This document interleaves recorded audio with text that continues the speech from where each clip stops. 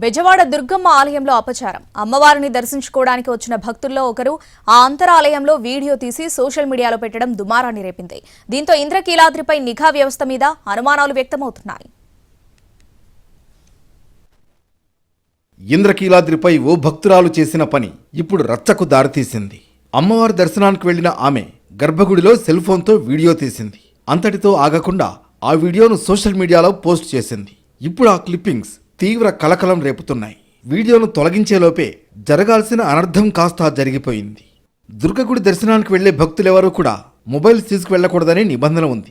ఉచిత దర్శనం, 100-500 రూపాయల దర్శనం, VIP క్యూలైన్లో వెళ్లే భక్తులు ఇలా ఎవరైనా సెల్ ఫోన్లు తీసుకువెళ్లకూడదు. అయితే ఈ వ్యవహారంలో సెక్యూరిటీ లోపం స్పష్టంగా కనబడుతోందనే విమర్శలు వస్తున్నాయి. ప్రైవేట్ సెక్యూరిటీ సంస్థ సిబ్బంది పనితీరు సరిగా లేదని అర్థమవుతోంది. ఓవైపు సోషల్ మీడియాలో ఈ వీడియో హల్చల్ చేస్తున్న ఆలయ అధికారులు స్పందించలేదని విమర్శలు వస్తున్నాయి. ఈ వ్యవహారంపై పోలీసులకు దుర్గగుడి అధికారులు ఇప్పటి వరకు ఎందుకు ఫిర్యాదు చేయలేదో అర్థం కావడం లేదు.